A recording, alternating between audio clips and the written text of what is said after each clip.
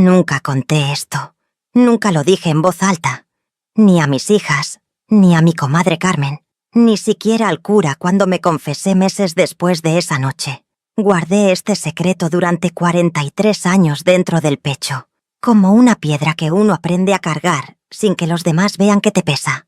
Pero hoy siento que si no lo cuento me llevo algo que no debería morirse conmigo, porque hay mujeres jóvenes que están ahí afuera, tomando decisiones que yo tomé, ilusionadas como yo estaba ilusionada, confiando como yo confié. Y si mi historia les sirve de algo, de advertencia, de fuerza, de consuelo, entonces vale la pena abrir esta herida una última vez. Me llamo Esperanza.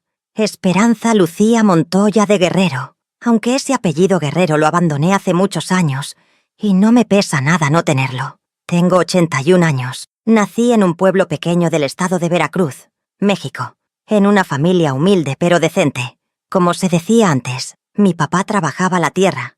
Mi mamá hacía tortillas desde las 4 de la mañana y nos crió a 6 hijos con más amor que dinero, que es la mejor forma de criar hijos si me preguntan. Fui la tercera, la del medio, ni la mayor con todas las responsabilidades, ni la menor con todos los mimos. La del medio, que aprende a existir sin hacerse notar demasiado, que aprende a ser paciente, que aprende a esperar. Y yo esperé mucho, quizás demasiado. La historia que voy a contarles comienza cuando yo tenía 34 años. 34. Para esa época, en ese pueblo, en esa familia, una mujer de 34 años que no se había casado era ya casi un caso perdido. Mi mamá no lo decía con maldad. Ella me amaba profundamente, pero lo decía: Esperanza, mija, ya el tiempo pasa, ya las muchachas más jóvenes se van casando. ¿Qué esperas tú?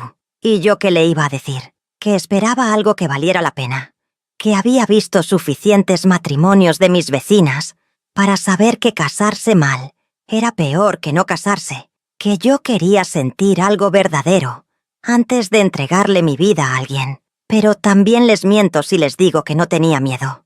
Sí tenía. El miedo a quedarse sola en una cultura donde la mujer sola era sospechosa, era incompleta, era objeto de lástima o de murmuración. Ese miedo existe, es real, y en esa época era todavía más pesado que ahora. Así que cuando apareció Rodrigo Guerrero en mi vida, con sus 30 años, con esa sonrisa tan segura, con esa manera de hablar que hacía que uno sintiera que el mundo era manejable, con esa atención que me puso desde el primer día, yo no estaba en condiciones de ser prudente. Estaba en condiciones de querer creer, y creí, con toda el alma, creí. Lo conocí en la boda de mi prima Leticia. Fue un sábado de mayo.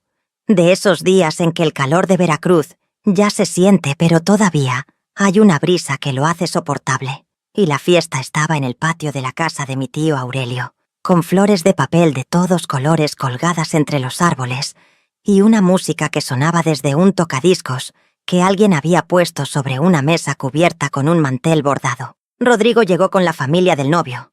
Era primo segundo de él o algo así. Y cuando entró al patio, yo lo vi desde el otro lado y pensé, sin poder evitarlo, que era el hombre más apuesto que había entrado nunca a un lugar donde yo estuviera.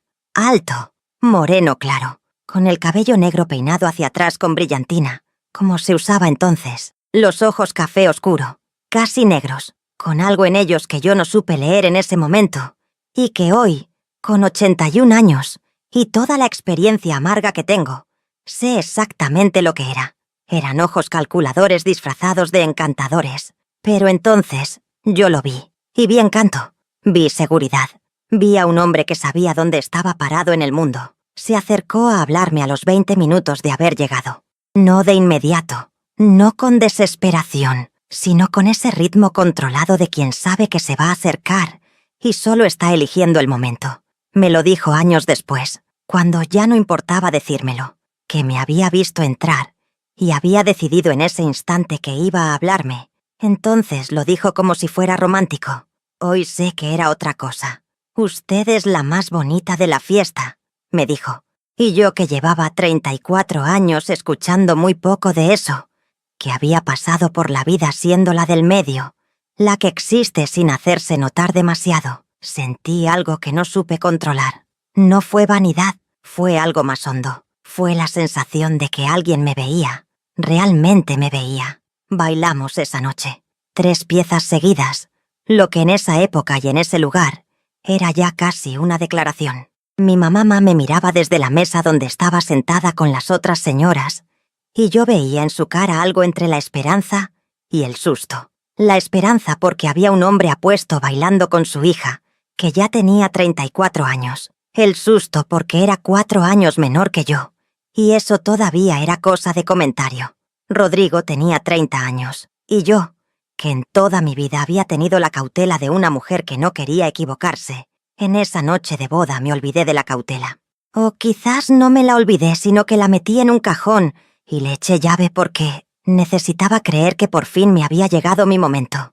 El cortejo duró 4 meses. 4 meses en que él venía al pueblo cada fin de semana desde la ciudad donde trabajaba, que era Xalapa, a 2 horas de donde vivíamos. Llegaba el sábado por la tarde con algún detalle para mí.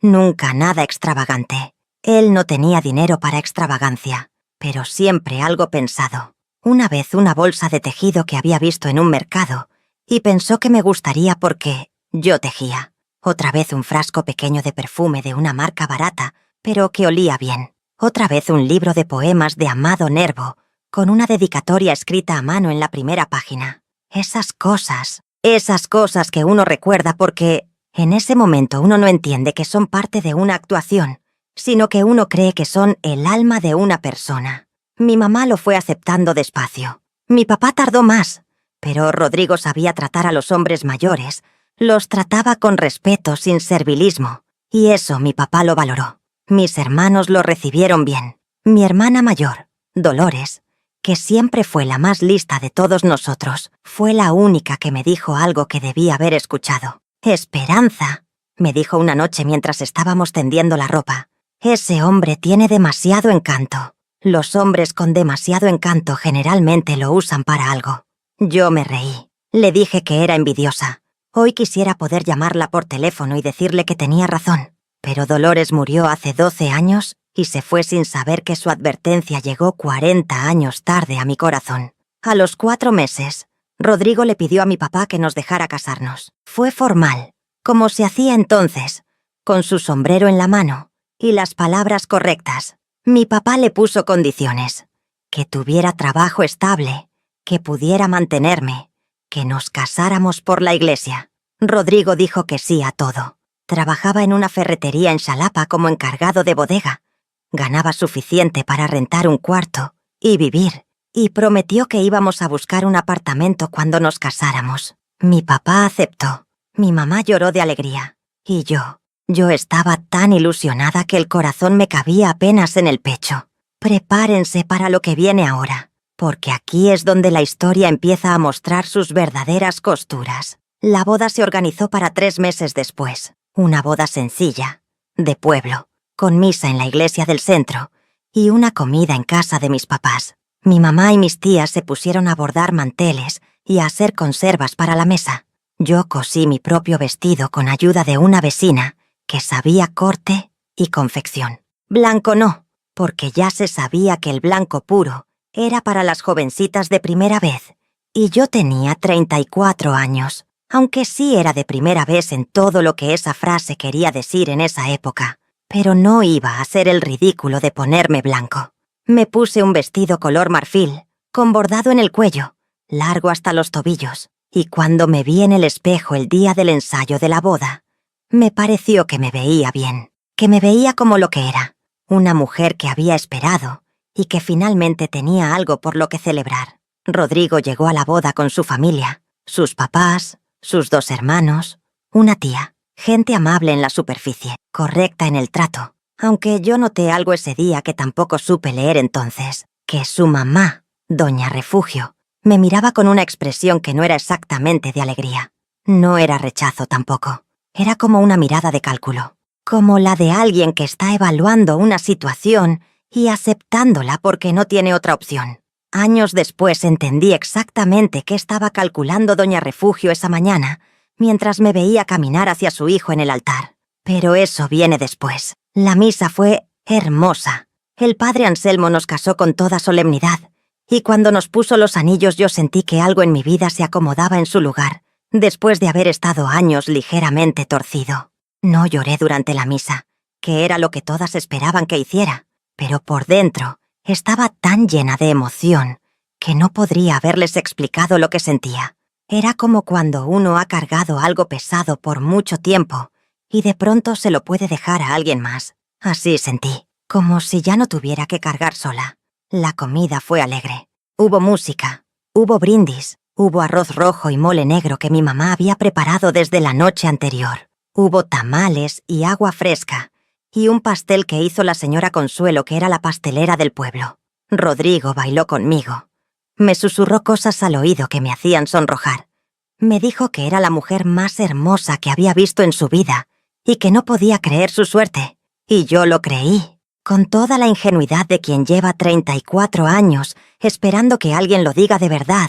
Lo creí completamente. La fiesta terminó cerca de las 8 de la noche. Nos despedimos de todos. Recibimos los últimos abrazos, los últimos consejos chistosos de los tíos, el llanto de mi mamá que me abrazó tan fuerte que pensé que no me iba a soltar. Mi papá me dio la bendición con la mano en la cabeza, como cuando era niña, y yo sentí que esa bendición era lo más sagrado que me habían dado nunca. Rodrigo había reservado un cuarto en una posada del pueblo para esa noche, porque el apartamento en Xalapa, al que nos íbamos a ir a vivir, no estaba listo todavía. Íbamos a pasar la noche de bodas en el pueblo y viajar a Xalapa 2 días después. Era lo acordado, era lo planeado. Todo estaba en su lugar. Y entonces llegó la noche de bodas. Prepárense, porque lo que voy a contarles ahora lo he guardado 43 años y nunca se lo he dicho a nadie en estos términos. Lo que pasó esa noche cambió todo. No solo esa noche. Cambió quién era yo. Cambió cómo veía el mundo. Cambió cada decisión que tomé después. Y si hoy tengo la fuerza que tengo, si hoy a mis 81 años puedo mirar al frente sin vergüenza, es precisamente porque esa noche aprendí algo sobre mí misma que no sabía que sabía. La posada se llamaba La Paloma. Era un lugar sencillo, limpio, con un patio interior con una fuente pequeña y cuartos alrededor. El cuarto que había reservado Rodrigo era el número 7, al fondo del pasillo, con una ventana que daba al jardín. Había una cama matrimonial con colcha de flores, una mesita de noche con una lámpara de pantalla rosada, un ropero de madera y un baño pequeño con el piso de talavera azul y blanca. Lo recuerdo todo. Cuando uno vive algo así, el cerebro guarda cada detalle como fotografía. Yo estaba nerviosa. Claro que estaba nerviosa. 34 años y nunca había estado con un hombre. En esa época, en ese ambiente, eso era normal para las mujeres de mi tipo. No era ignorancia total. Una sabe cosas. La naturaleza le dice a uno cosas. Las conversaciones de las primas le enseñan a una aunque sea un poco. Pero la experiencia real, no. Y yo le tenía al mismo tiempo miedo y curiosidad, y esa mezcla rara de expectativa que no sabe si es buena o mala. Rodrigo entró al cuarto, cerró la puerta con llave, y yo vi inmediatamente que algo había cambiado en él. No sé si cambiado es la palabra correcta. Quizás lo que pasó es que apareció una parte de él que había estado guardada todos esos 4 meses de cortejo, todos esos fines de semana de atenciones y palabras dulces y libros de poemas. Una parte que yo no conocía porque no me la había mostrado nunca. Empezó a beber. Había traído una botella de ron al cuarto. Yo no lo había visto durante la fiesta beber más que los brindis, que eran con vino, y yo pensé que iba a abrir esa botella para brindar juntos, para celebrar, para ese momento especial que yo había imaginado.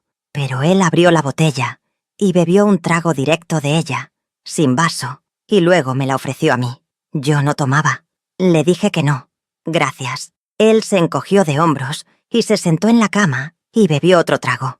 Yo me quedé parada cerca de la ventana, todavía con mi vestido de bodas, sin saber exactamente qué hacer, esperando que él me diera alguna señal de cómo iba a proceder la noche. Pero Rodrigo siguió bebiendo. No me habló mucho. Puso la botella sobre la mesita de noche y encendió un cigarro, que yo no sabía que fumaba porque nunca lo había visto fumar delante de mí. El cuarto se empezó a llenar de humo.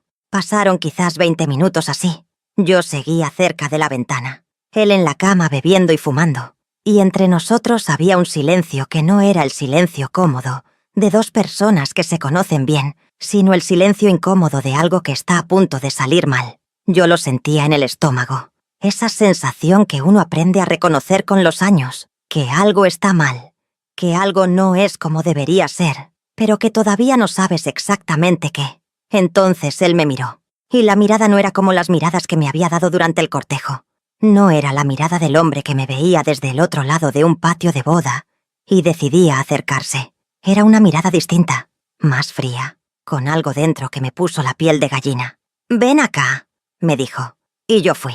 Claro que fui. Era mi esposo. Era la noche de bodas. Era lo que se suponía que debía pasar. Me senté en la cama a su lado, y él me puso la mano en el hombro, y yo sentí que la mano era pesada, con un peso que no era solo físico, sino que tenía algo de presión, de dominio, de algo que no quiero nombrar porque todavía me cuesta nombrarlo, aunque hayan pasado 43 años. Lo que pasó en los siguientes minutos, no voy a entrar en cada detalle porque no es necesario, y porque yo misma tengo límites sobre lo que puedo y quiero revivir. Lo que sí les voy a decir es que Rodrigo Guerrero, el hombre que había pasado 4 meses siendo atento y romántico y respetuoso, esa noche no fue ninguna de esas cosas. Fue brusco, fue indiferente a mi estado, a mi miedo, a mis señales. Fue alguien que había esperado 4 meses para reclamar lo que sentía que le pertenecía y que ahora que lo tenía legal y socialmente no veía ninguna razón para ser delicado. Yo le pedí que esperara, que me diera un momento, que tuviera paciencia. Él no tuvo paciencia. Hubo un momento en que yo traté de zafarme, de poner distancia, y él me sostuvo con una fuerza que me dejó sin palabras. No me golpeó. No quiero que piensen que fue eso exactamente, pero me sostuvo con una fuerza que me hizo entender que en ese cuarto, en ese momento, yo no tenía elección. Y eso, aunque no haya un moretón que lo demuestre, aunque haya sido legal porque éramos casados, y la ley en ese entonces decía que una esposa no podía decir que no a su marido, eso fue violencia. Lo sé ahora. No lo sabía entonces porque entonces no existía ese lenguaje. No existían esas palabras. Nadie le enseñaba a una mujer que podía nombrar lo que le pasaba, aunque hubiera un anillo en el dedo. Después de eso, Rodrigo se dio la vuelta y se quedó dormido. Así, sin más, como si nada hubiera pasado, como si no hubiera una mujer a su lado que estaba tratando de entender qué acababa de vivir. Yo me quedé mirando el techo durante un tiempo que no puedo medir. La lámpara de pantalla rosada estaba apagada y solo entraba la luz de afuera por la ventana, una luz débil de calle. El ventilador del cuarto hacía un ruido rítmico.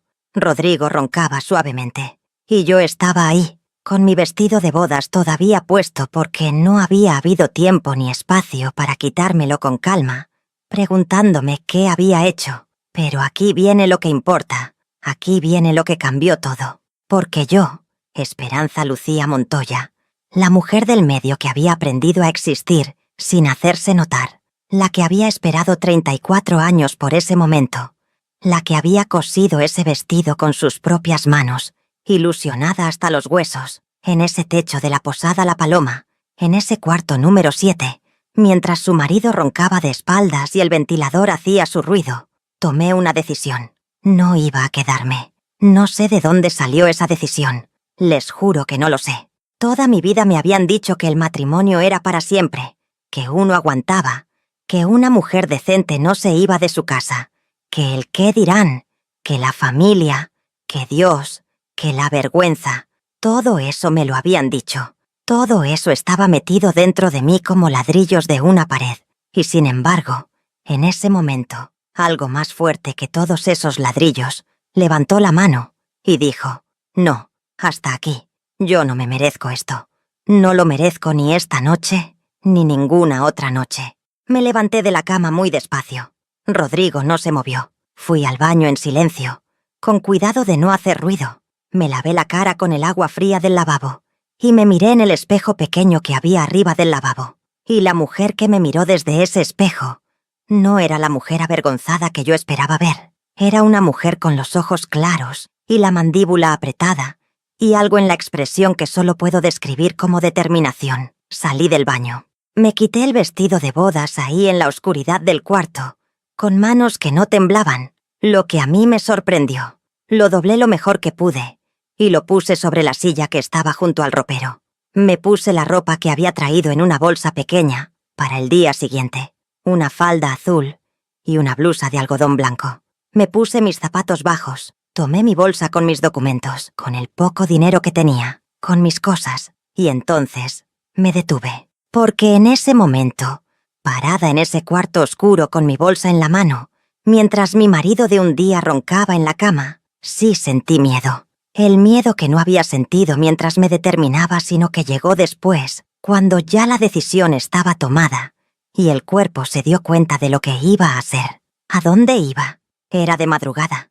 El pueblo estaba dormido. Iba a llegar a la casa de mis papás a esa hora y decirles qué. ¿Qué iba a decir? ¿Que me iba de mi matrimonio en la primera noche? ¿Que el hombre con el que me habían visto casarme esa misma mañana no era quien yo pensaba? El miedo estuvo ahí, bien plantado, mirándome, y yo lo miré de vuelta, y le dije, en silencio, solo en mi cabeza, ya te vi, y me voy igual. Abrí la puerta del cuarto muy despacio.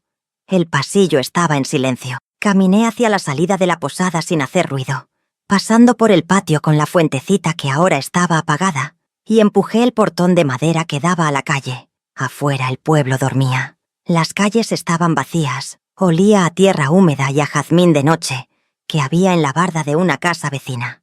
Caminé por esas calles oscuras con mi bolsa en la mano y mis zapatos bajos haciendo un ruido suave en el empedrado. Caminé 20 minutos hasta llegar a la casa de mis papás. Toqué la puerta. Una vez, 2 veces. Mi mamá abrió. Estaba en bata, con el cabello trenzado para dormir. Y cuando me vio ahí parada con mi bolsa, con mi ropa del día siguiente en lugar del vestido de bodas, con la cara que yo debía de tener en ese momento, su expresión pasó en un segundo del susto al entendimiento. No a todo el entendimiento, pero sí al suficiente. «Mija», dijo, y yo entré a la casa donde había nacido. Cerré la puerta detrás de mí y me eché a llorar en los brazos de mi mamá. No lloré por Rodrigo. No lloré por el matrimonio roto. Lloré por el alivio de estar en un lugar donde era segura. Lloré porque había tomado la decisión más aterradora de mi vida, y la había tomado sola, y la había tomado bien. Mi mamá no me preguntó nada esa noche, solo me llevó a mi cuarto de antes, que todavía tenía mi cama con la misma colcha de siempre, y me dijo que durmiera.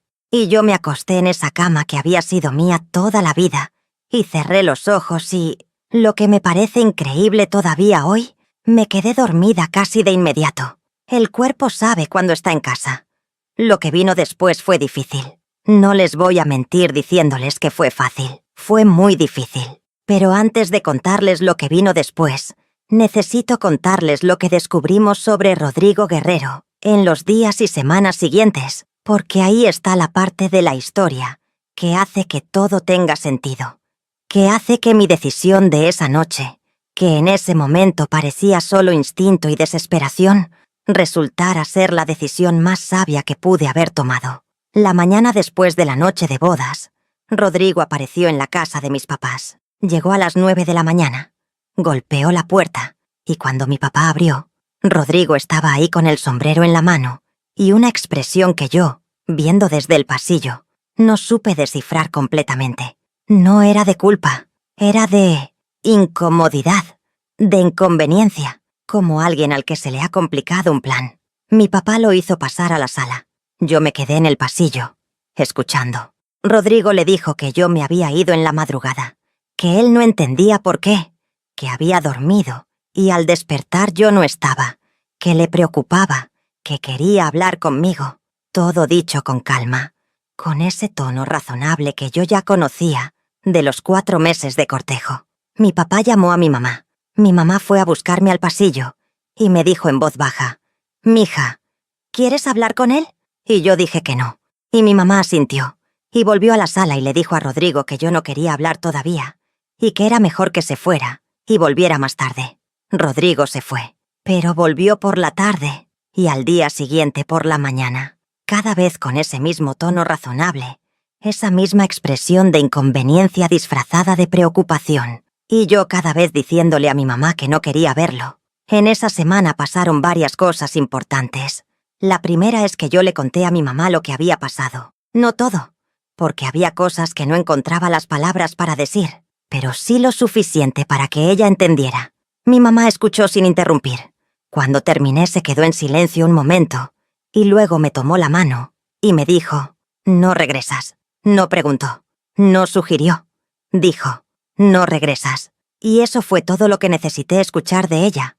La segunda cosa fue que mi hermana Dolores, la más lista, empezó a hacer preguntas. Dolores no era el tipo de persona que acepta una situación sin entenderla por completo, y cuando supo que yo me había ido de la posada en la primera noche, empezó a indagar. Habló con la familia del novio de la boda donde yo había conocido a Rodrigo. Habló con gente de Xalapa que conocía a través de conexiones, y lo que encontró fue una historia que a mí me dejó helada cuando me la contó, sentadas las dos en el patio de atrás de la casa de mis papás, una tarde de esa misma semana. Rodrigo Guerrero no era quien decía ser. Bueno, sí era quien decía ser en nombre, y en trabajo, y en todo lo visible, pero había una parte de su historia que había dejado fuera cuidadosamente cuando me cortejó.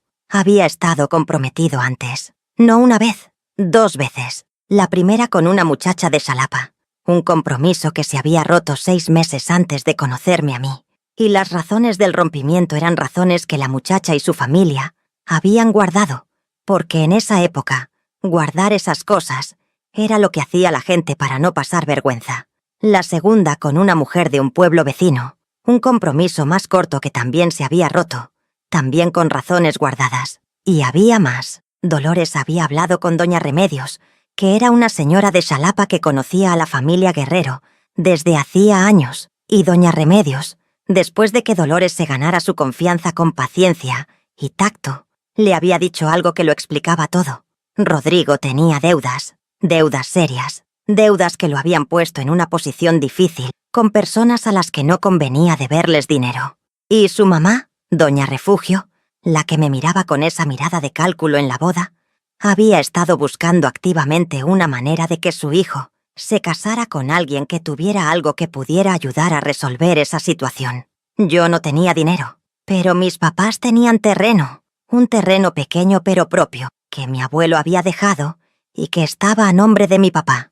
Terreno que, si yo me casaba, mi marido podría eventualmente argumentar derechos sobre él a través de mí.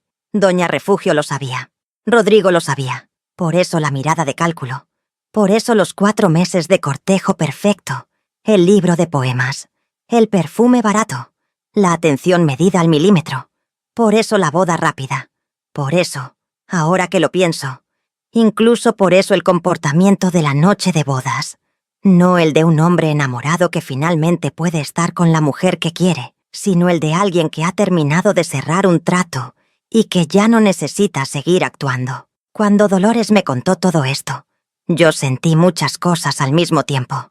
Rabia, sí. Humillación, también. Tristeza por la ilusión. Pero por encima de todo sentí algo que tardé unos días en identificar correctamente. Sentí que mi instinto de esa noche, ese instinto que me levantó de esa cama y me hizo caminar por las calles oscuras del pueblo con mi bolsa en la mano, había sido certero. Que algo dentro de mí había visto la verdad que mi mente enamorada no quería ver, y que le había hecho caso, y que eso me había salvado. Porque si me hubiera quedado esa noche, si hubiera aguantado como me habían enseñado que debía aguantar, si hubiera puesto por encima de mi instinto el miedo al qué dirán, y la vergüenza, y la presión de ser ya una mujer casada, hoy sería una historia diferente. Quizás habría descubierto lo de las deudas después, cuando ya fuera demasiado tarde.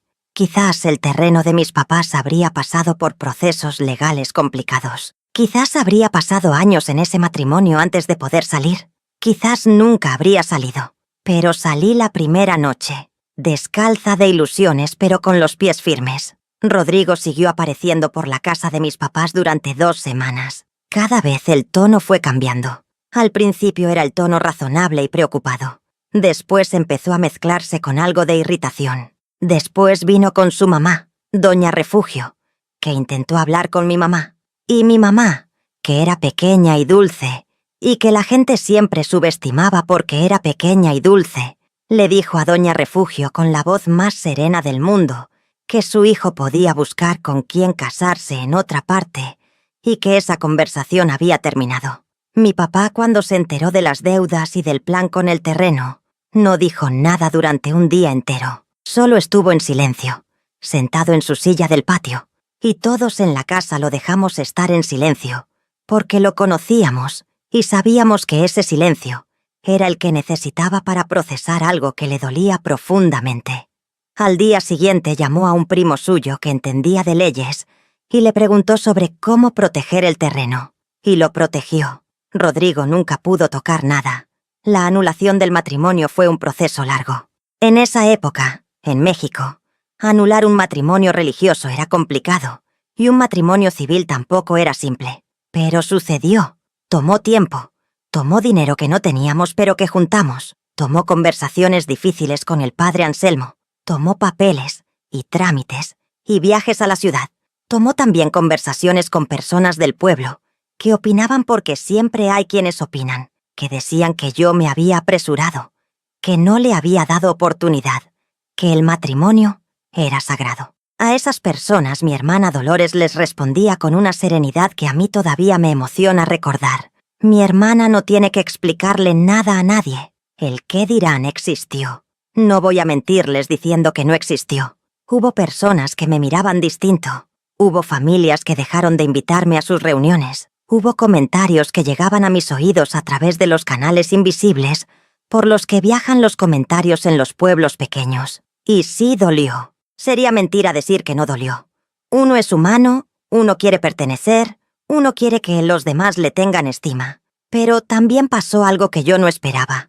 Pasó que algunas mujeres, no muchas, pero algunas, me buscaron en privado. Me buscaron cuando no había nadie cerca y me dijeron cosas en voz baja. Una vecina de 40 y tantos años que llevaba 20 casada con un hombre difícil, me tomó la mano un día en el mercado y me dijo: «Ojalá yo hubiera tenido tu valentía». Una muchacha joven que estaba por casarse me preguntó con los ojos asustados cómo había sabido que debía irse. Una tía lejana que nadie en la familia mencionaba mucho y cuya historia yo no conocía completamente, me dio un abrazo largo una tarde en la misa del domingo y no dijo nada, solo el abrazo. Esas mujeres me enseñaron algo importante, que el valor no se mide por si uno tiene miedo o no, se mide por lo que uno hace a pesar del miedo. Pasaron los meses. El proceso de anulación avanzó despacio. Yo me quedé en la casa de mis papás, que nunca me hicieron sentir una carga, aunque yo sé que la situación no era fácil para ellos, tampoco. Empecé a buscar trabajo, porque si algo tenía claro después de esa noche, era que yo necesitaba poder mantenerme sola, no por orgullo, sino por supervivencia. Una mujer que no puede mantenerse sola depende de que las circunstancias sean buenas, y las circunstancias no siempre son buenas. Encontré trabajo en una tienda de telas en el pueblo. La dueña era una señora viuda llamada Doña Amelia, que era conocida por ser exigente pero justa. Doña Amelia sabía mi historia.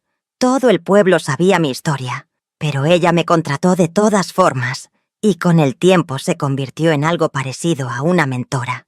Me enseñó sobre telas, sobre costuras, sobre cómo tratar a los clientes, sobre cómo llevar las cuentas de un negocio pequeño. Me pagaba poco porque tenía poco para pagar, pero me pagaba con puntualidad y me trataba con respeto, que en ese momento era lo que más necesitaba. Rodrigo desapareció de nuestras vidas completamente, unos 3 meses después de la boda. No sé exactamente a dónde fue ni qué pasó con sus deudas. Escuché rumores, como siempre hay rumores, que se había ido a la capital, que se había casado de nuevo con alguien en otra ciudad, que las cosas no le habían ido bien. Nunca busqué saber más. No me interesaba. Lo que me interesaba era construir hacia adelante. Y construí.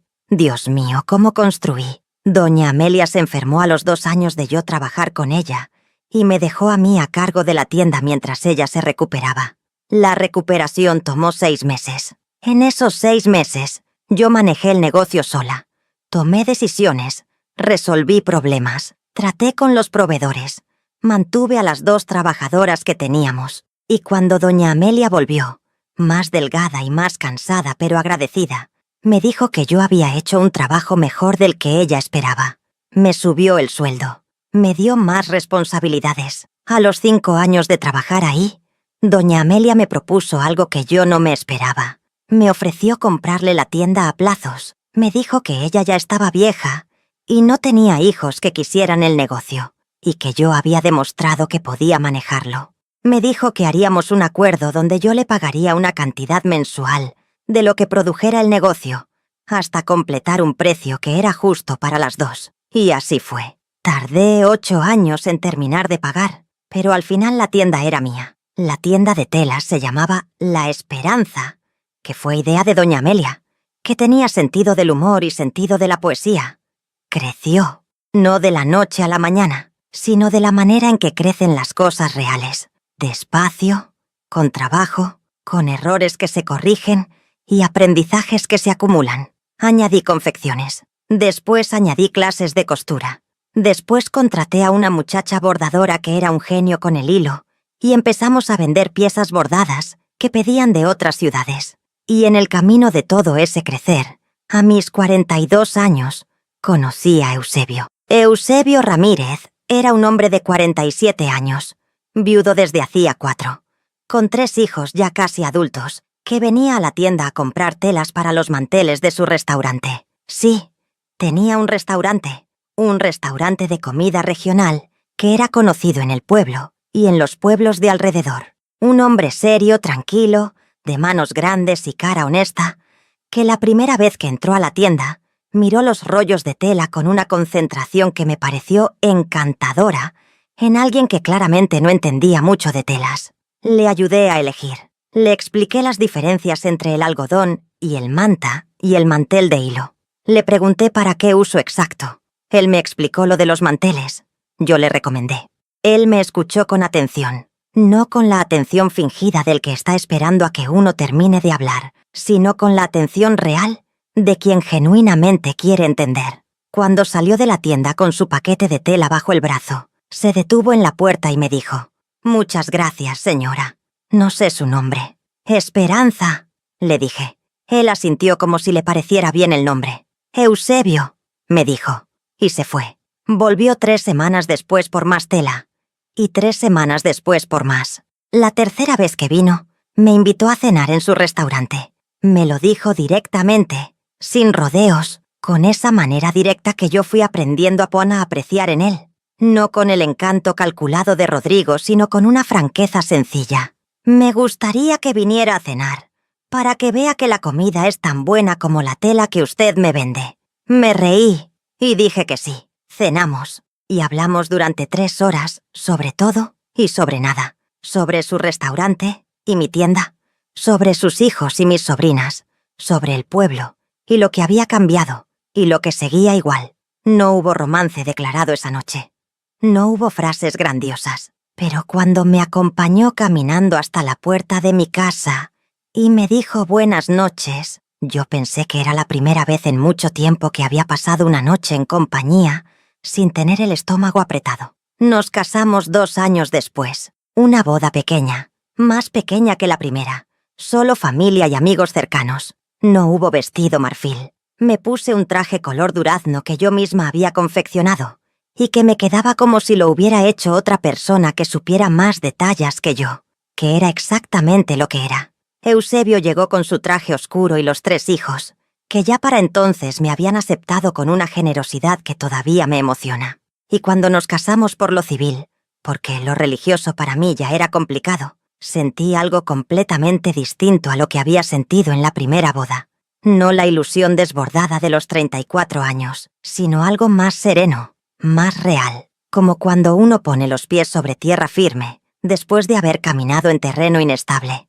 Con Eusebio tuve 31 años de matrimonio, antes de que él muriera. 31 años de una relación que no fue perfecta porque ningún matrimonio lo es, que tuvo sus discusiones y sus dificultades, y sus momentos de distancia como todos los matrimonios largos tienen, pero que fue un matrimonio de respeto y de compañía, y de amor real. El amor que no llega con fuegos artificiales, sino que crece despacio y se vuelve el aire que uno respira sin darse cuenta.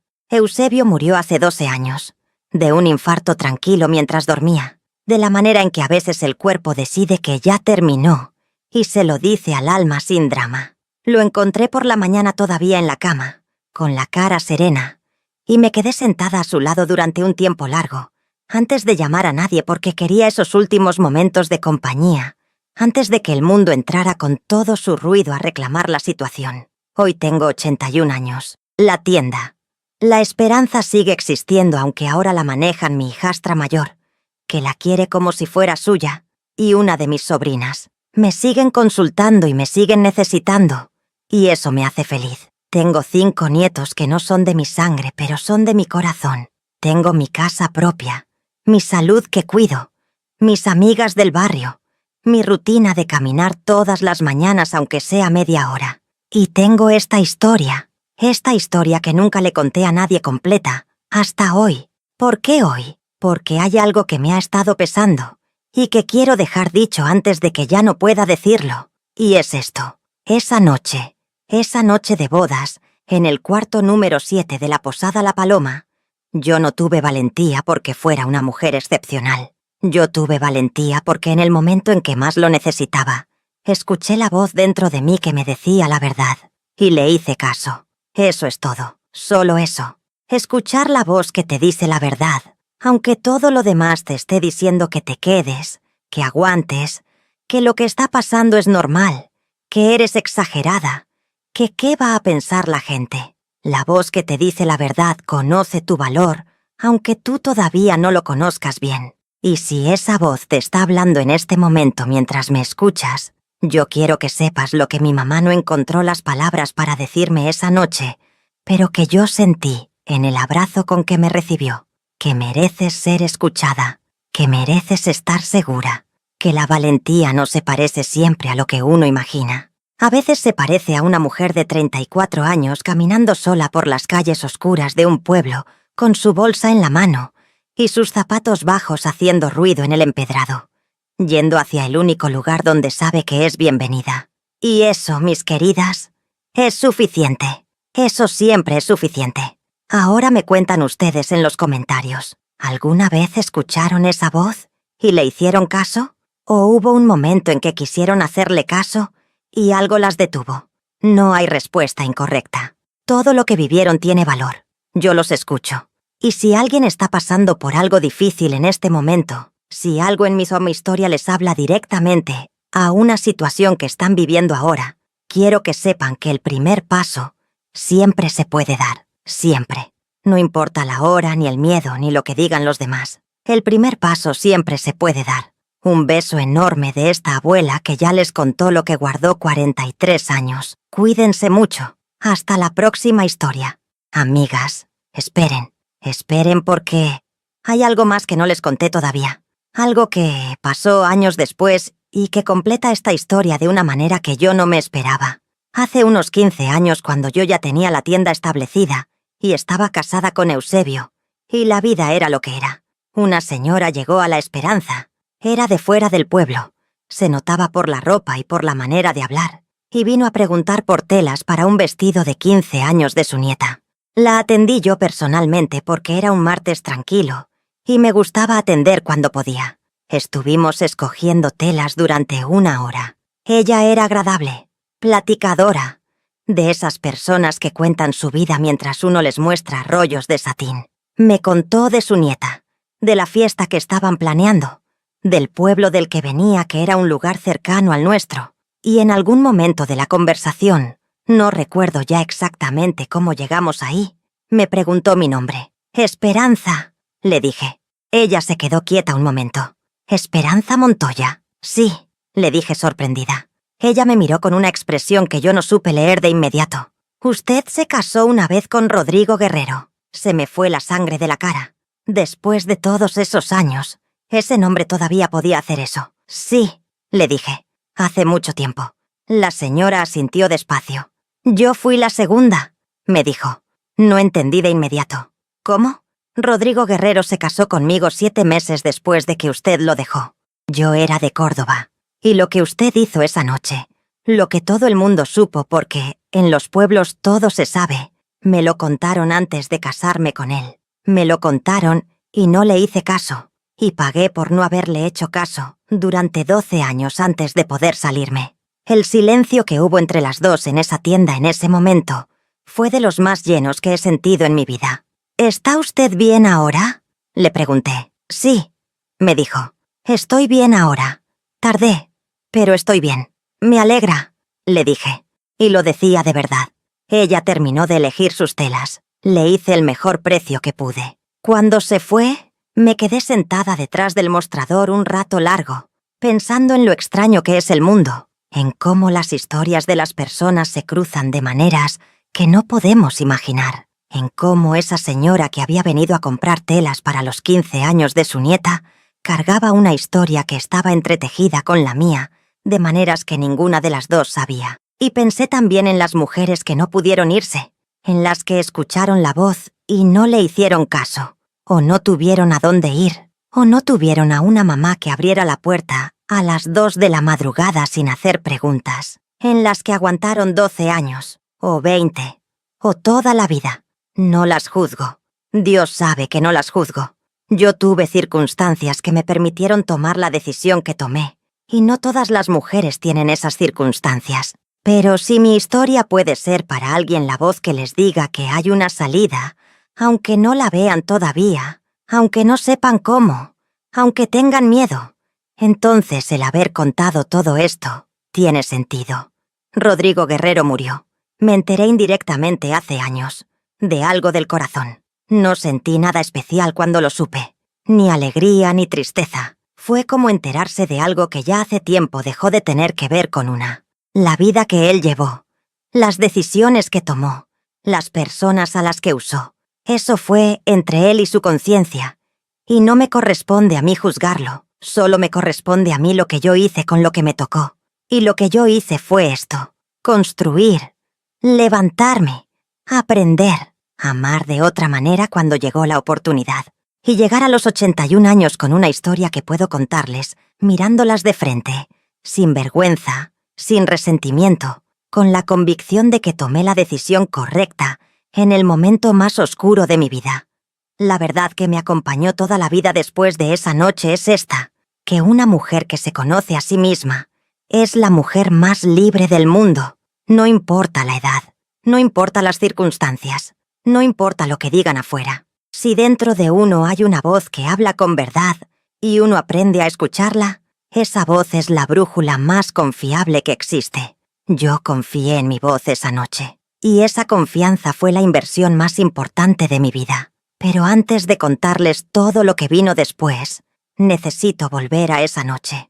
Necesito volver porque hay cosas que no les conté completamente, cosas que guardé incluso dentro de este relato porque cuando uno empieza a abrir una herida vieja, a veces la abre de a poco, como quien levanta una venda con cuidado para no arrancar lo que está pegado debajo. Y lo que está pegado debajo de esta historia es más complicado de lo que les conté hasta ahora. Cuando caminé por esas calles oscuras del pueblo esa madrugada, con mi bolsa en la mano y mis zapatos de tacón bajo, haciendo ese ruido rítmico en el empedrado, yo no estaba simplemente escapando de un hombre que me había decepcionado. Estaba escapando de algo mucho más grande. Estaba escapando de una versión de mí misma que había estado construyendo durante 34 años y que esa noche se derrumbó completamente. Déjenme explicarles eso porque es importante. Yo había crecido creyendo, como crecían las mujeres de mi época y de mi lugar, que el valor de una mujer estaba directamente ligado a su estado matrimonial. Una mujer casada era una mujer completa. Una mujer soltera pasados los 20 y tantos era una mujer en proceso de quedarse incompleta. Una mujer separada o abandonada, o que se había ido de su matrimonio, era casi una mujer rota, objeto de lástima en el mejor de los casos y de murmuración en el peor. Eso lo había absorbido desde niña, como se absorbe el idioma, sin que nadie te lo dijera explícitamente, pero estando en todos lados, en los comentarios de las tías, en las miradas de las vecinas, en los consejos de mi mamá que venían del amor, pero que también venían de ese mismo sistema de creencias. Y entonces llegué a los 34 años cargando esa creencia como si fuera mía, como si yo la hubiera elegido, cuando en realidad me la habían puesto encima sin pedirme permiso. Y cuando apareció Rodrigo Guerrero con su sonrisa calculada, y sus libros de poemas, y su atención medida al milímetro, yo no lo vi con los ojos de una mujer segura de su valor. Lo vi con los ojos de una mujer que llevaba años sintiéndose incompleta, y que de pronto creía haber encontrado la pieza que le faltaba. Eso es lo que Rodrigo vio en mí. No lo digo para justificarlo, porque lo que hizo no tiene justificación. Lo digo porque entenderlo me tomó años, y porque creo que es la parte más importante de toda esta historia. Él vio a una mujer que necesitaba sentirse vista, que necesitaba sentirse elegida, que necesitaba creer que por fin le había llegado su momento, y usó esa necesidad con una habilidad que todavía hoy me resulta escalofriante pensar que alguien pueda tener esa habilidad y elegir usarla así. Pero volvamos a la madrugada, volvamos a las calles oscuras y al ruido de mis zapatos en el empedrado. Hubo un momento, a mitad del camino entre la posada y la casa de mis papás, en que me detuve. No porque hubiera escuchado algo ni porque tuviera miedo de lo que había delante.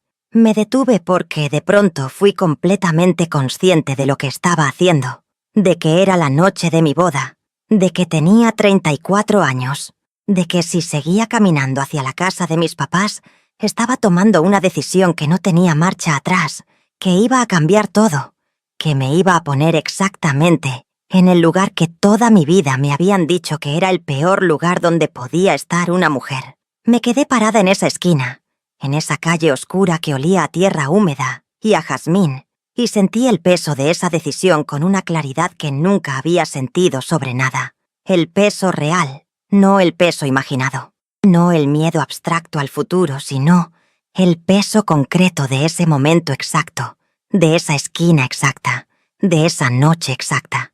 Y en ese peso, en ese momento de quietud absoluta, en que el pueblo dormía alrededor de mí, y yo era la única persona despierta en el mundo entero, escuché algo que no era una voz exactamente, sino algo más parecido a una certeza que decía: lo que tienes adelante, aunque sea difícil, aunque sea doloroso, aunque nadie lo entienda, es mejor que lo que dejaste atrás. Sigue.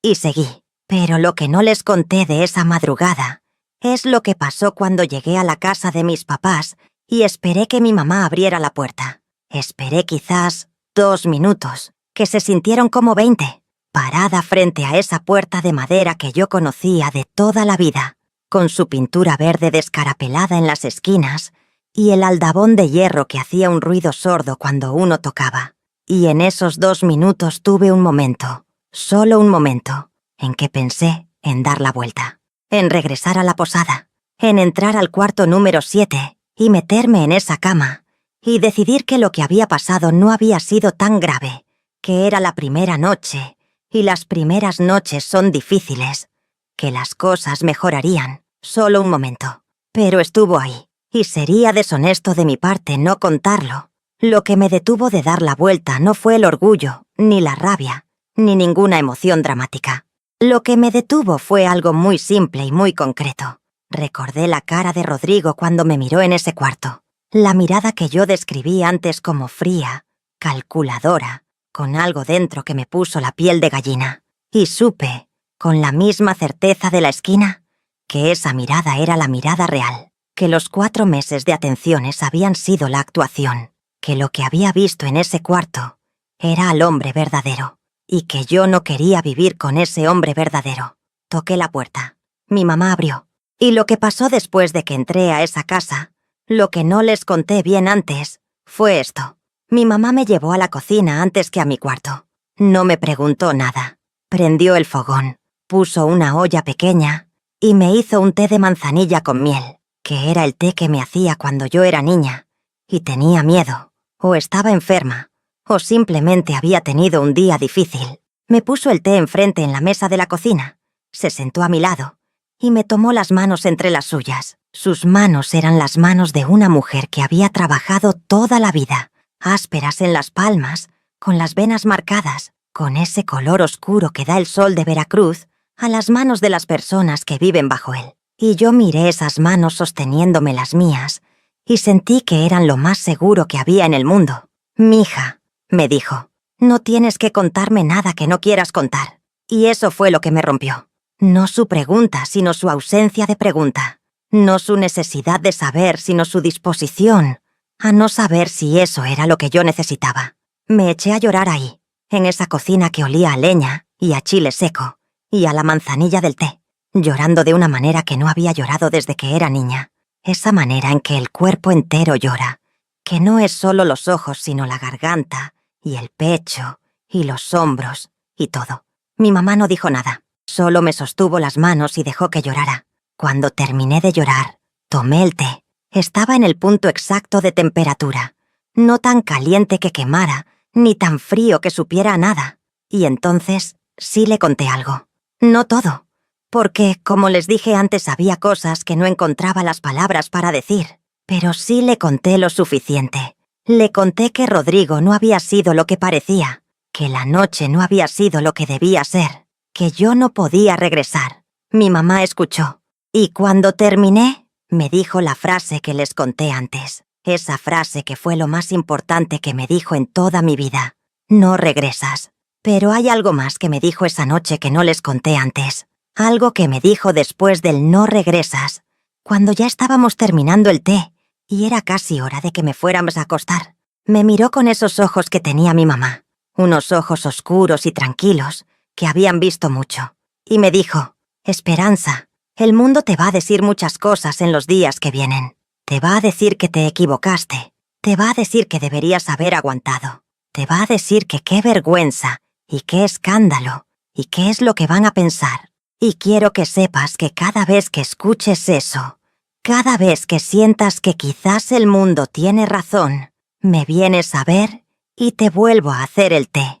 Y te recuerdo que tú eres mi hija y que yo te conozco y que lo que hiciste esta noche fue lo más valiente que te he visto hacer en 34 años. Se me llena el pecho de algo que no tiene nombre cada vez que recuerdo esas palabras. Mi mamá murió hace 23 años.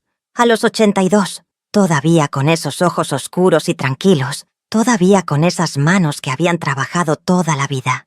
Y me llevaré esas palabras hasta el último día que yo también tenga. Los días que siguieron fueron exactamente lo que mi mamá había predicho. El mundo habló, el pueblo habló, y yo fui a buscar ese té más de una vez. Hubo una tarde, creo que fue la segunda semana después de la boda, en que fui al mercado a comprar unas cosas para mi mamá, y encontré a 3 mujeres del barrio, paradas juntas en el pasillo de las verduras. Cuando me vieron llegar, 2 de ellas desviaron la mirada. La tercera, que era una señora llamada Doña Petra, que siempre había tenido la lengua larga, me miró directamente, y con una voz que era lo suficientemente alta para que yo escuchara, pero que pretendía ser un murmullo, me dijo a las otras, «Ahí va la que dejó a su marido en la noche de bodas. Pobrecito él». Pobrecito él. Me quedé helada en el pasillo del mercado con mi canasta en la mano. El instinto primero fue agachar la cabeza y seguir caminando rápido. Ese instinto que nos meten desde niñas, de no confrontar, de no hacer escena, de ser la que pasa sin hacer ruido. Pero ese instinto duró quizás 3 segundos, porque después vino otra cosa, algo nuevo que yo no reconocí de inmediato como mío, porque no lo había sentido antes de esa manera. Algo que era dignidad, pero una dignidad con columna vertebral. Me detuve, me volteé hacia Doña Petra, la miré directamente a los ojos, y con una voz tranquila, con una voz que sorprendió hasta a mí misma por lo tranquila que era, le dije, «Buenos días, Doña Petra». Solo eso, «Buenos días», y seguí caminando. Pero caminé diferente, no con la cabeza gacha, con la espalda derecha y la cabeza levantada. Y si a alguien más en ese mercado le dio por mirarme raro, pues que mirara. Porque yo iba a comprar los chiles anchos que me había pedido mi mamá, y no tenía tiempo para la opinión de nadie. Esa fue la primera vez que ejercité lo que fui aprendiendo a llamar con los años la musculatura de la dignidad. Como cualquier músculo, se fortalece con el uso, y en los meses que siguieron tuve muchas oportunidades de ejercitarlo.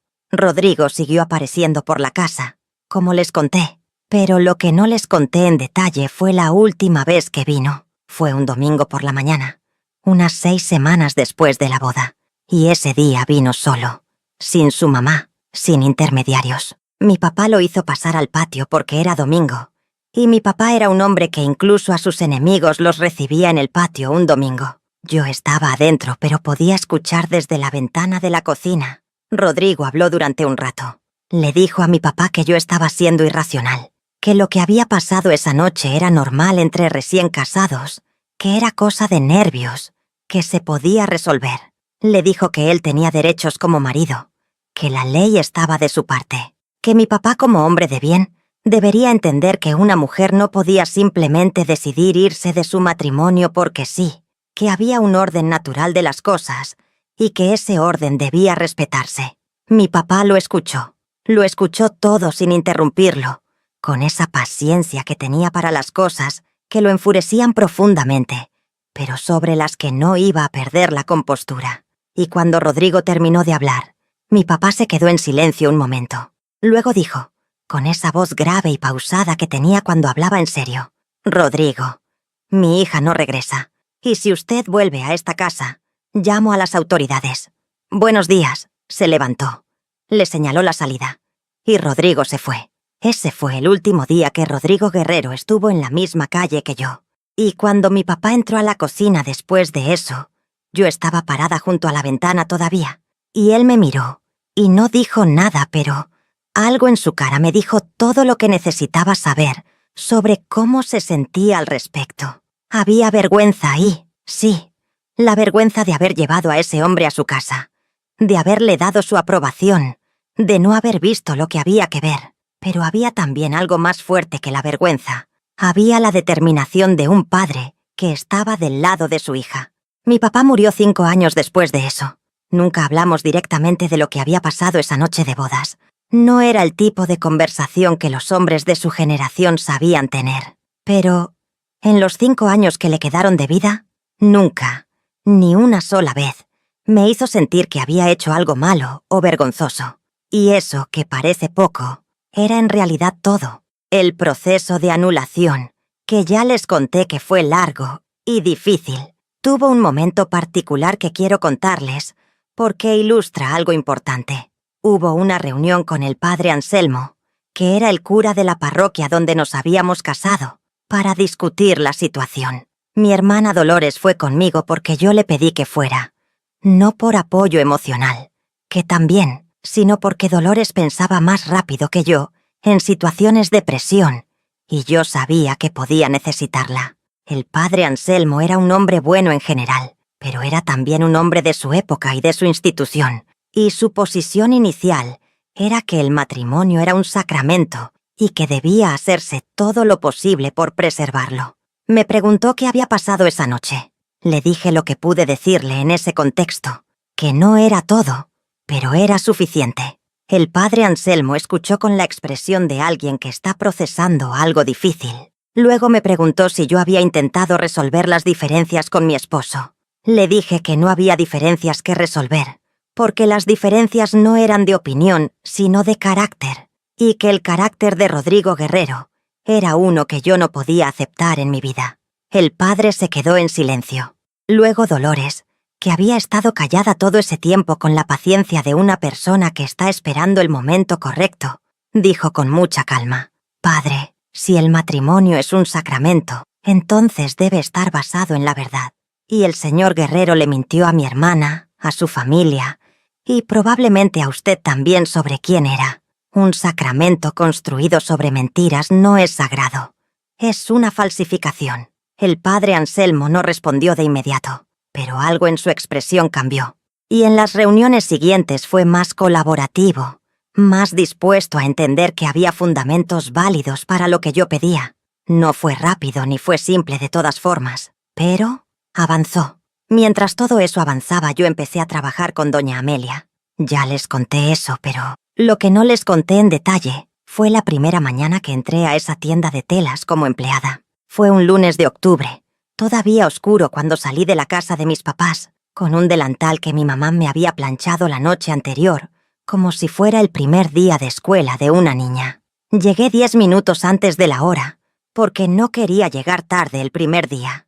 Doña Amelia ya estaba ahí, ordenando rollos de tela con la eficiencia de alguien que conoce cada centímetro de su establecimiento. Me miró cuando entré, me evaluó con esos ojos acostumbrados a evaluar calidades de tela, y me dijo: «Llegas temprano». Bien, las que llegan temprano son las que aprenden. No mencionó mi situación. No hizo ninguna referencia a lo que todo el pueblo sabía. Simplemente me puso a trabajar. Me explicó el sistema de organización. Me mostró los diferentes tipos de tela y sus usos. Me enseñó cómo doblar correctamente un rollo para que no se arrugara. Y en esa normalidad, en ese trato de persona a persona, sin el peso de mi historia encima, yo encontré algo que no sabía que necesitaba tanto. La posibilidad de ser simplemente Esperanza, la empleada de la tienda de telas, sin adjetivos ni explicaciones. Aprendí rápido. Siempre fui buena con las manos y con los números, y en una tienda de telas esas dos habilidades son las más importantes. Doña Amelia me fue dando más responsabilidades despacio, probándome, viendo si respondía. Y yo respondí, no por ambición, que en ese momento la ambición era lo último que sentía, sino porque trabajar bien era lo único que tenía completamente en mis manos. Todo lo demás, el proceso legal, la opinión del pueblo, el futuro incierto, estaba fuera de mi control. Pero el trabajo era mío, y lo hice bien. Hubo una cosa que pasó en esa tienda el segundo mes de estar trabajando ahí que nunca olvidé. Entró una muchacha joven, de unos 18 o 20 años, con una tela que había comprado ahí, y que traía de vuelta porque decía que el color había salido mal en el primer lavado. Doña Amelia estaba en la bodega del fondo, y yo estaba sola en el mostrador. La muchacha era insistente, casi agresiva, reclamando de una manera que no era del todo justa porque la tela en cuestión claramente había sido lavada con agua muy caliente, cosa que las instrucciones decían que no se debía hacer. Yo le expliqué esto con calma, le mostré la etiqueta, le expliqué el proceso correcto para esa tela. La muchacha no quería escuchar y subió el tono. Y yo, que 2 meses antes habría bajado la cabeza y buscado la manera de calmarla aunque tuviera razón, y ella no, me mantuve tranquila y firme.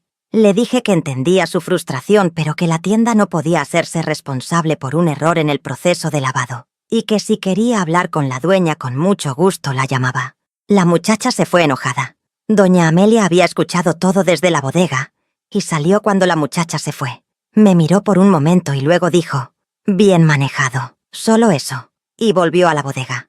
Pero ese «bien manejado» lo cargué durante semanas porque era la confirmación de algo que yo estaba aprendiendo sobre mí misma en ese periodo, que podía enfrentar situaciones difíciles sin perder el hilo, sin derrumbarme, sin necesitar que alguien más resolviera por mí. Que la mujer que había caminado sola de madrugada por las calles del pueblo era la misma mujer que podía pararse detrás de un mostrador y mantener su posición con dignidad. Los años en la tienda de Doña Amelia fueron años de aprendizaje, en todos los sentidos. Aprendí el negocio, sí, pero también aprendí a vivir sola, que es un arte que nadie te enseña directamente. Aprendí a administrar el dinero que ganaba, poco al principio, pero suficiente para ir ahorrando algo. Aprendí a llenar mi tiempo de cosas que me daban satisfacción. El trabajo, el tejido que siempre había sido mío, la lectura que descubrí más tarde de lo que me gustaría, las conversaciones largas con mi hermana Dolores, que se volvieron el hilo más fuerte de mi vida en esos años. Y aprendí algo que parece sencillo, pero que no lo es. Aprendí a estar en paz conmigo misma, a sentarme en el patio al final del día sin sentir que la soledad era una condena, a encontrar satisfacción en cosas pequeñas, el olor de la tela nueva, el color exacto de las nubes sobre el volcán en las tardes de verano, el sonido de la lluvia en el techo de lámina de la tienda, a no necesitar que otro ser humano validara mi existencia para que esa existencia tuviera valor. Eso me tomó tiempo. No voy a decirles que lo logré rápido porque sería mentira. Hubo noches, muchas noches, en que la soledad se sentía pesada y el futuro incierto, y el pasado como una herida que no terminaba de cerrar. Hubo momentos en que me pregunté si había hecho bien, si quizás con más paciencia las cosas habrían podido funcionar. Si quizás yo había sido demasiado impulsiva esa noche. Esos momentos existieron, y sería deshonesto negarlos. Pero cada vez que esos momentos llegaban, hacía lo que mi mamá me había enseñado sin proponérselo. Me hacía el té, me sentaba, y esperaba a que pasara. Y siempre pasaba. A los 6 años de trabajar con doña Amelia, ella se enfermó como ya les conté. Pero lo que no les conté es cómo fue ese período para mí por dentro. Doña Amelia tenía 72 años cuando cayó enferma. Una infección en los pulmones que la dejó en cama durante semanas y que luego se convirtió en 6 meses de recuperación lenta. Yo tomé las riendas del negocio casi de inmediato, porque era la que más sabía después de ella, y porque las otras 2 trabajadoras, buenas personas ambas pero no del tipo que tomaba iniciativas, me miraron la primera mañana después de que doña Amelia fuera llevada al médico como, esperando que yo les dijera qué hacer. Y les dije qué hacer, no con autoridad arrogante, sino con la seguridad de quien conoce su trabajo y sabe que en ese momento no hay tiempo para dudas. Abrimos la tienda. Atendimos los pedidos pendientes. Llamé a los proveedores para informarles la situación y confirmar los pedidos próximos. Llevé las cuentas del día. Cerré a la hora correcta.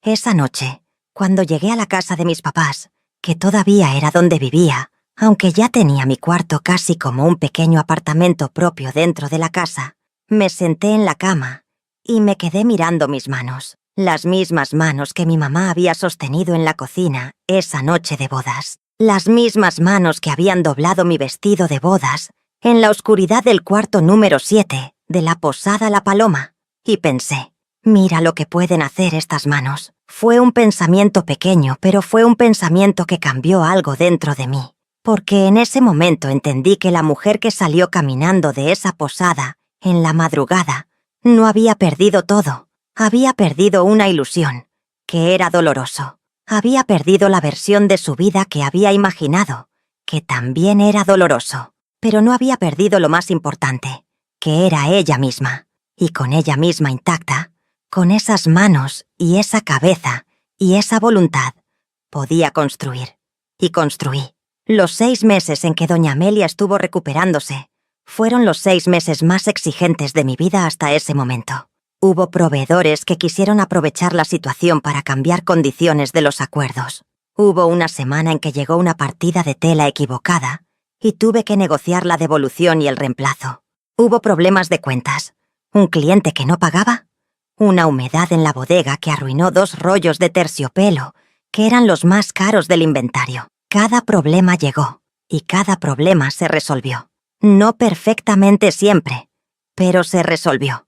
Cuando doña Amelia volvió, más delgada y más cansada, pero con esos ojos que seguían siendo los más atentos que yo había conocido, revisó las cuentas, revisó el inventario, habló con los proveedores, habló con las clientas habituales, y luego me llamó a su escritorio, que era una mesa pequeña en el fondo de la tienda rodeada de papeles y muestras de tela, y me dijo que los números eran mejores de lo que esperaba, que el negocio no solo había sobrevivido sin ella, sino que había crecido un poco, cosa que ella no se había atrevido a esperar. «Esperanza», me dijo, «¿usted alguna vez había pensado en tener su propio negocio?»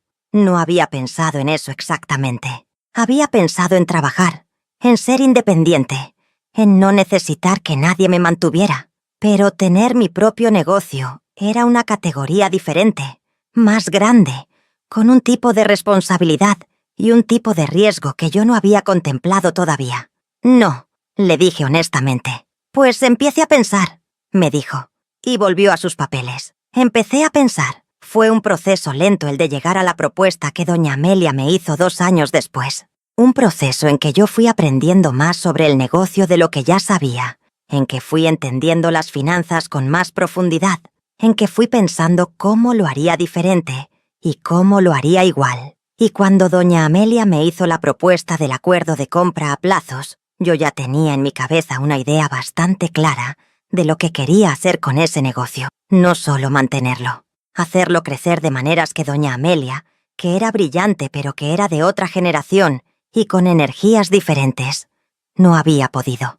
Lo primero que hice cuando el negocio fue oficialmente mío, aunque todavía pagando los plazos, fue cambiarle el nombre, no porque no quisiera honrar a doña Amelia, que siempre fue honrada, sino porque la Amelia era el nombre de otro tiempo, y yo quería que el negocio tuviera un nombre que fuera también mío.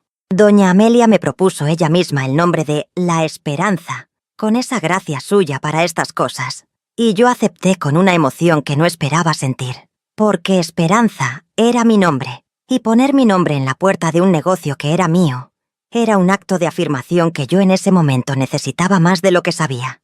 La esperanza creció. Ya les conté eso, pero quiero contarles cómo, porque los cómos importan tanto como los qués. Lo primero que añadí fue un servicio de confecciones, que ya existía en el pueblo, pero que ninguna de las otras opciones hacía con la puntualidad y la calidad que yo exigía. Contraté a 2 costureras que eran de las mejores del pueblo. Les pagué un poco más de lo que les pagaban en otros lados, y les pedí un poco más a cambio, en términos de estándar de trabajo. Las 2 aceptaron, y resultaron ser una de las mejores decisiones que tomé. Las clases de costura vinieron después, cuando una clienta me preguntó si yo enseñaba, y yo, sin haber pensado nunca en eso, dije que sí casi por instinto. Empecé con un grupo de 5 mujeres los sábados por la mañana. A los 3 meses eran 12, a los 6 eran 21 y tuve que abrir un segundo grupo. Las clases no me daban mucho dinero en términos absolutos, pero me daban algo más valioso, una conexión con las mujeres del pueblo y de los alrededores que fue construyendo la reputación de La Esperanza de una manera que ninguna publicidad habría podido. Y entonces llegó Perfecta. Perfecta era el nombre de la muchacha bordadora que mencioné antes, y que se convirtió en una parte fundamental del negocio. Tenía 22 años cuando llegó a pedirme trabajo. Tímida, con una muestra de bordado que trajo envuelta en papel de China, como si fuera un regalo frágil. Cuando desplegó ese bordado sobre el mostrador, yo me quedé sin palabras. Era un mantel de lino blanco con un bordado en hilo de seda de colores que representaba flores de la región, con un detalle y una finura que yo no había visto nunca en trabajo hecho a mano. Era arte, simplemente era arte. ¿Dónde aprendiste esto?, le pregunté. Con mi abuela, me dijo. Y sola. La contraté ese mismo día. Y con Perfecta llegaron pedidos de bordados que vinieron primero de otras ciudades del estado y luego de más lejos. Llegaron a través del boca a boca, que en esa época era el único marketing que existía y que resultaba ser suficiente cuando el producto era verdaderamente excepcional. Llegaron pedidos para bodas, para bautizos, para manteles de iglesias, para regalos especiales. Llegó una vez un pedido de la Ciudad de México, de una señora elegante que había visto un trabajo de Perfecta en casa de una amiga y quería algo similar para su comedor. La Esperanza dejó de ser solo una tienda de telas. Se convirtió en un lugar al que la gente venía no solo a comprar, sino a aprender, a ver los bordados de Perfecta que a veces teníamos expuestos como pequeña galería, a tomar el café que yo empecé a ofrecer a las clientas que esperaban mientras se cortaba su tela. Un lugar donde las mujeres se sentaban y hablaban, y a veces reían y a veces lloraban, porque hay algo en el ambiente de una tienda de telas que invita a la confianza, quizás porque el trabajo de las manos mientras uno escucha relaja algo en la gente. En ese lugar, en esos años, fui la esperanza que nunca había sido cuando estaba esperando que un hombre llegara a completarme. Fui yo misma, entera, con mi nombre en la puerta. Y fue en ese período que conocí a Eusebio.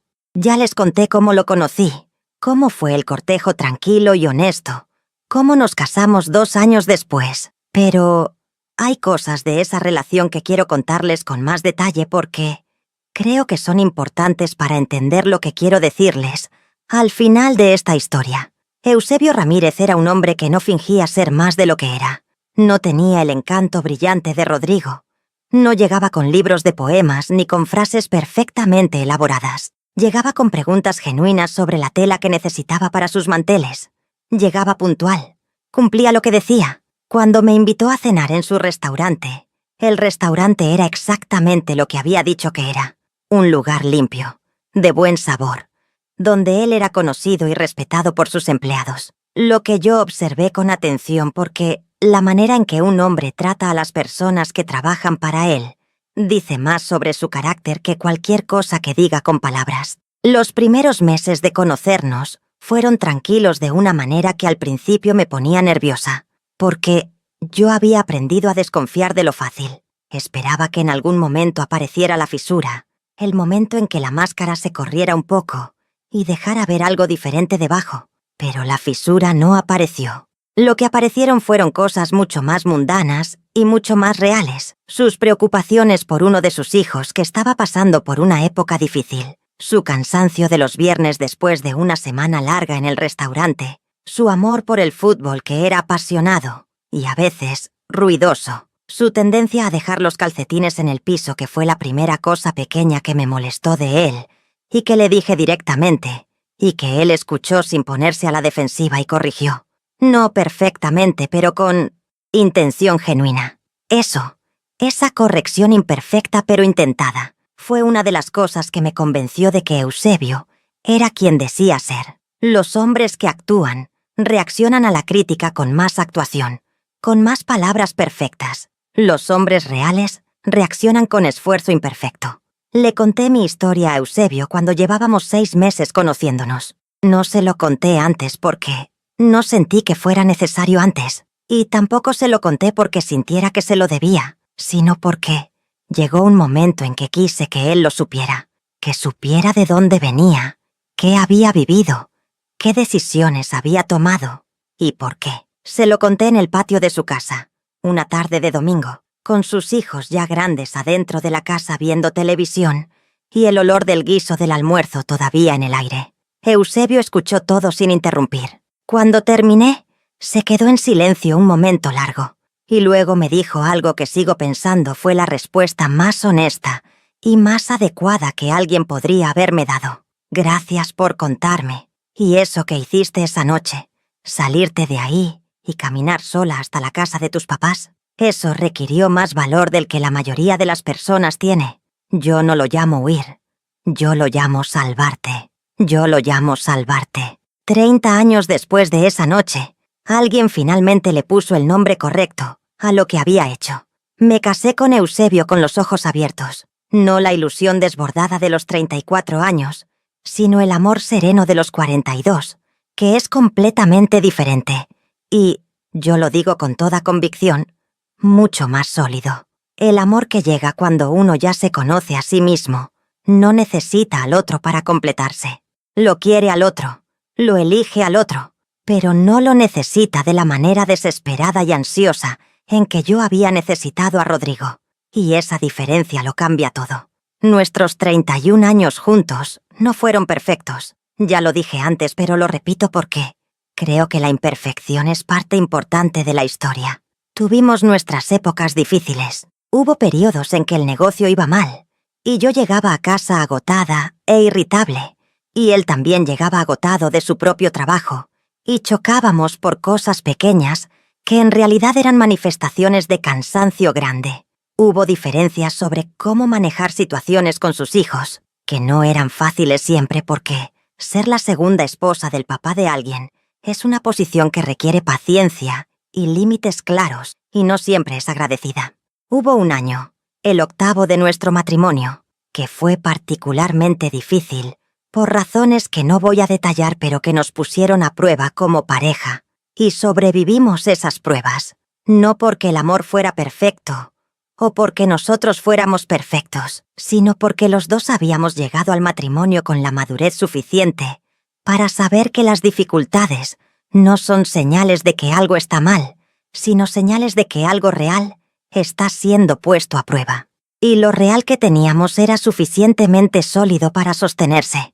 La muerte de Eusebio fue, como ya les conté, tranquila, se fue en la noche, durmiendo, sin dolor que yo sepa, y yo lo encontré por la mañana con esa cara serena que tenía cuando dormía, esa cara que yo había visto durante 31 años desde el otro lado de la cama, y que nunca, ni una sola noche, me había dado miedo. El duelo fue profundo. No les voy a decir otra cosa. 31 años de compañía no se van sin dejar un silencio enorme. Por semanas el silencio de la casa era físico.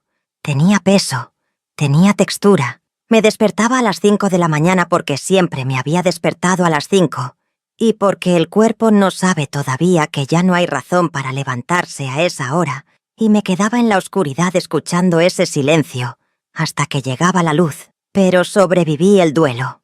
No porque fuera fuerte en el sentido en que la gente usa esa palabra, como si la fortaleza fuera no sentir. Sobreviví porque había aprendido, desde aquella madrugada de la noche de bodas, que la manera de atravesar las cosas difíciles no es rodearlas ni fingir que no están. Es seguir caminando aunque las piernas pesen. Es ponerse los zapatos y salir aunque el camino esté oscuro. Es llegar hasta la puerta correcta y tocar. Y ahora llegamos al momento de esta historia que yo llamo el encuentro. El que les conté al final de la primera parte. El de la señora que vino a comprar telas para los 15 años de su nieta. Y resultó ser la segunda esposa de Rodrigo.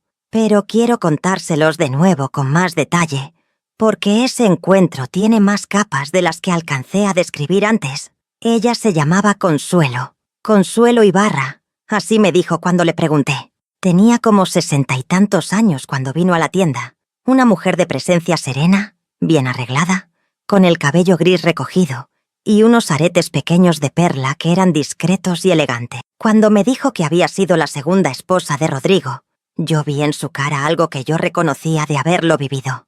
La expresión de alguien que ha procesado algo doloroso durante mucho tiempo y ha llegado a un lugar de paz con ello, pero que todavía tiene el recuerdo del peso de ese algo en los ojos. Le pregunté cómo había sabido mi nombre. Me dijo que mi historia había corrido de pueblo en pueblo en esa época, que en los pueblos pequeños las historias viajan, y que cuando ella se estaba comprometiendo con Rodrigo, alguien le había dicho que él había estado casado brevemente con una mujer del pueblo de Veracruz, que lo había dejado en la primera noche. Le habían dicho que yo había sido irracional, que me había asustado y huido, que el problema había sido mío. ¿Y usted creyó eso?, dije. No como acusación, como constatación. Sí, dijo Consuelo. Lo creí porque quería creerlo, porque si el problema había sido suyo, entonces conmigo iba a ser diferente. Así funciona uno cuando está enamorado. Busca la versión de la historia que le permite seguir adelante con lo que quiere.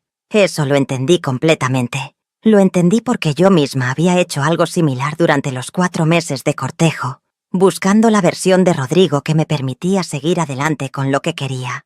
¿Cuánto tiempo aguantó?, le pregunté. 12 años, dijo. 12 años con el mismo hombre que usted conoció esa noche, que fue cortés y atento mientras le convenía, y que después mostró exactamente lo que era. Nos quedamos las dos en silencio un momento. En la tienda el ventilador hacía su ruido suave, y desde la calle entraba el sonido del pueblo a media mañana. ¿Cómo salió?, le pregunté. Consuelo sonrió. No una sonrisa feliz, sino una sonrisa de las que contienen mucho. Salí cuando mis hijos ya estaban grandes, dijo. Cuando ya podían entender, aunque no completamente. Cuando ya no sentí que salirme los iba a romper. Me tomó 12 años llegar a ese punto. ¿Y está bien ahora? Estoy bien ahora, repitió, con la misma exactitud con que me lo había dicho antes, como si la repetición fuera una confirmación que todavía necesitaba hacer en voz alta. Tardé, pero estoy bien. Le pregunté si tenía resentimiento hacia mí. Me miró con sorpresa. ¿Hacia usted?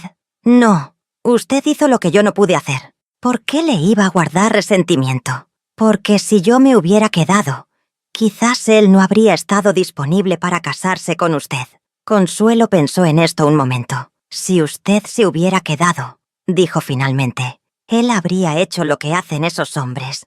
Habría encontrado la manera de tener lo que yo fui para él de todas formas, legal o ilegalmente. Lo que le pasó a usted esa noche le habría pasado de todas formas, antes o después.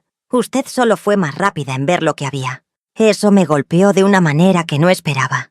No por ser nuevo, sino por ser dicho en voz alta por alguien que lo sabía desde adentro. Terminamos la compra de las telas. Le hice el mejor precio que pude. La acompañé hasta la puerta de la tienda. Y antes de que se fuera, Consuelo me tomó la mano, un gesto breve, y me dijo: «Me alegra haber venido aquí hoy. Hace muchos años quería conocerla, para decirle que lo que hizo usted esa noche le dio permiso a otras mujeres de hacer lo mismo. Aunque no lo supieran, aunque nunca la conocieran, lo que usted hizo envió algo al mundo que viajó más lejos de lo que usted imagina. Se fue. Y yo me quedé en la puerta de la esperanza, con su nombre sobre mi cabeza, en letras azules pintadas en madera, pensando en lo que había dicho Consuelo sobre enviar algo al mundo que viaja más lejos de lo que uno imagina. Porque eso es lo que hacemos las mujeres cuando tomamos decisiones valientes, aunque pequeñas, aunque en la oscuridad, aunque nadie nos vea. Enviamos algo, una señal, una posibilidad, el mensaje de que se puede. Y ese mensaje viaja de mujer en mujer, de historia en historia, de generación en generación, a veces sin que sepamos que lo estamos recibiendo. Mi mamá me envió ese mensaje cuando abrió la puerta a las 2 de la madrugada sin preguntas y me hizo el té. Mi hermana Dolores me lo envió cuando dijo: «Mi hermana no tiene que explicarle nada a nadie». Doña Amelia me lo envió cuando me contrató sin hacer referencia a mi historia y me trató como a una trabajadora capaz. Consuelo me lo envió cuando vino a comprar telas para los 15 años de su nieta y me dijo que lo que yo había hecho había viajado más lejos de lo que yo imaginaba. Y yo se los envío a ustedes hoy, con esta historia que guardé 43 años y que por fin cuento en voz alta. El mensaje es este: la voz que les dice la verdad sobre su propia vida merece ser escuchada, siempre, en cualquier circunstancia, en cualquier hora, en cualquier oscuridad. Esa voz es lo más valioso que tienen, no la tradición que dice cómo deben vivir, no el miedo al que dirán, no la ilusión de lo que esperaban que fuera algo que resultó ser diferente. La voz que les dice la verdad sobre lo que están viviendo en este momento exacto, en esta noche exacta, en este cuarto exacto. Escúchenla, aunque la mano tiemble al tomar la bolsa, aunque los zapatos hagan ruido en el empedrado, aunque no sepan todavía a dónde van. Escúchenla y caminen. Yo caminé y llegué, no a donde había planeado llegar, sino a algo mucho mejor que cualquier plan. Llegué a ser yo misma, entera, con mi nombre en la puerta de mi propio negocio y el amor de un hombre que me dijo que lo que yo había hecho no era huir, sino salvarme. Llegué a esta tarde, a esta conversación con ustedes, a poder decirles con 81 años y toda la verdad que tengo. No me arrepiento de nada, ni de los 34 años de espera, porque me enseñaron la paciencia y el valor propio, ni de la ilusión con Rodrigo, porque me enseñó a distinguir el encanto del carácter, ni de esa noche de bodas, que fue la noche más difícil de mi vida, porque fue también la noche en que me conocí de verdad, ni de los años difíciles que vinieron después, porque fueron los años en que construí lo que soy, ni de haber amado a Eusebio, porque fue el amor que merecía tener. No me arrepiento de nada. Y eso, mis queridas, eso es lo que quiero que carguen de esta historia. No el drama, no el escándalo, no la historia de un mal hombre y una mujer que escapó. Carguen esto, que una mujer que se escucha a sí misma puede construir cualquier cosa que necesite construir, que el valor no tiene edad mínima ni máxima, que nunca es demasiado tarde para caminar hacia lo que es correcto, aunque el camino esté oscuro. Ahora sí, amigas. Ahora sí quiero saber lo que ustedes piensan. Quiero que me cuenten en los comentarios. ¿Hubo alguna vez en su vida un momento en que escucharon esa voz y le hicieron caso? ¿O hubo un momento en que la escucharon y no pudieron hacerle caso? ¿Y cómo fue eso? No hay respuesta equivocada. Todo lo que vivieron tiene valor y merece ser contado. Y si hay alguien entre ustedes que está en este momento en una situación difícil, que está escuchando esa voz y no sabe si hacerle caso, que tiene miedo de lo que viene si da el paso, quiero que sepa que la voy a escuchar, que cuente en los comentarios o que simplemente sepa que no está sola, que hay mujeres que caminaron antes por caminos oscuros y llegaron, que hay puertas que se abren cuando uno toca, que hay tés de manzanilla con miel esperando del otro lado. Me llamo Esperanza, y eso es exactamente lo que les deseo. Esperanza, la de verdad, la que se construye con las propias manos, la que tiene el nombre de una misma en la puerta. Un beso enorme de esta abuela que ya les contó todo. Cuídense mucho, cuídense bien, y hasta la próxima historia.